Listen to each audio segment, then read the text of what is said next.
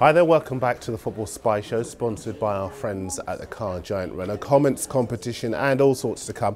But first, it's transfer time.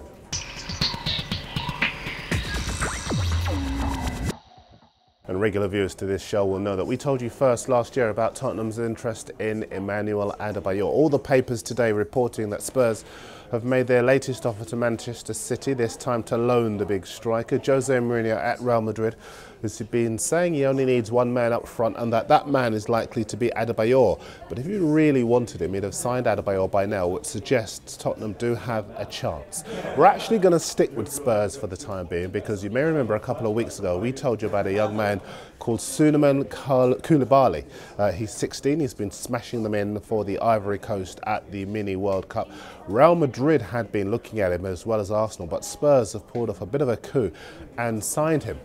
Now, not much surprises me here on the Football Spy Show, but that one did, largely because Spurs need experience, and the player himself seemed set on a move to Spain. But well done to Spurs, and indeed well done to Coulibaly. Here's a newish name for you. Hamsik plays for the Italian club Napoli, and there are lots of rumours suggesting he could be the man to replace Cesc Fabregas if he goes to Barcelona.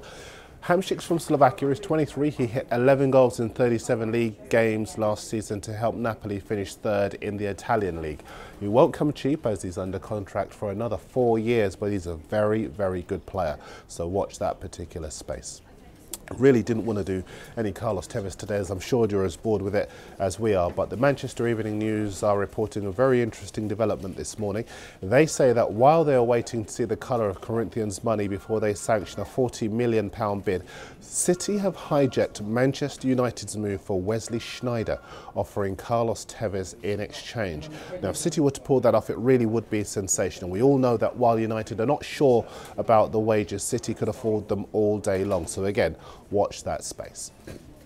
Spin you through a few quick ones. The young midfielder Henry Lansbury is considering his future at Arsenal after Norwich had a £1.5 million bid for him turned down. That's in the Sun.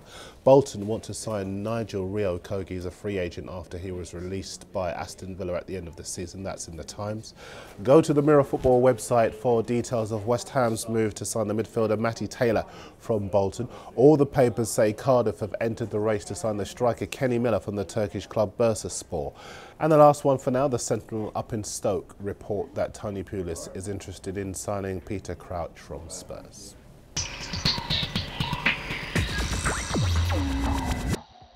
Time for your messages. And I asked you last week for the players you don't want at your club, the players that you'd happily drive to the airport. Still they keep coming and still they keep making me laugh. You'll never walk alone, MJ says here. I'd happily drive Joe Cole and his massive wage bill to the airport. Goran in Sweden agrees with that. Wayne's 150 says, I would quite happily drive Glenn Luvens out of Celtic Park. I would even pay his fare to the airport, although I should have tried to do exactly the same thing last summer. The Oh Marvellous 22 says, I drive Malouda and Basingwa from Chelsea to the airport, but I'm sure they'd miss their flights just like they miss their targets every time they cross the ball. Let me know who you'd drive to the airport, and if you're creative enough, I'll read yours out on the show.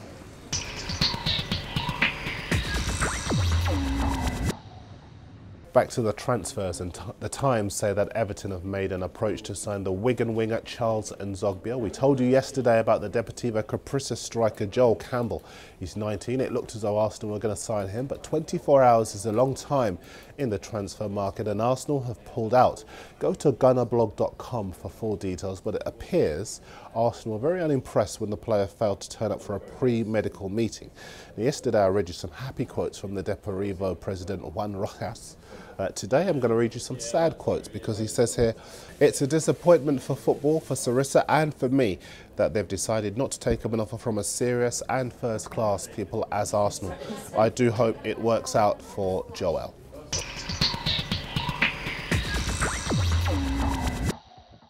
The Sun say that Scott Parker wants his move to Chelsea to be permanent and not on loan. The former West Ham defender Valon Barami wants the midfielder Alberto Aquilani at Fiorentina. So too does most of Liverpool. The Journal in Sunderland are reporting that Birmingham are keen on the defenders George McCartney and Nyron Noseworthy. And reports coming out of Spain suggest the Genk goalkeeper Thibaut Courtois is about to be signed by Chelsea and will then be loaned out to Atletico Madrid to help them out. I wonder what that means for Manchester City's bid to sign Sergio Aguero from Atletico Madrid.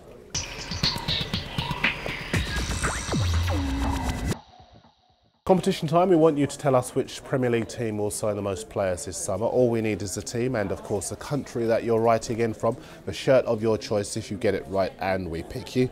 Yuba is in Bermuda and says Liverpool. Yasser is in Canada and also says Liverpool.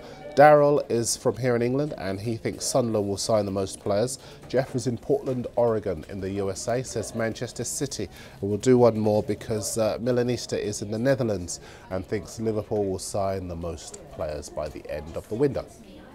One last thing, the Football Spy files are back all next week. We're devoting whole shows to clubs and the way their teams will look if they get the players that they want.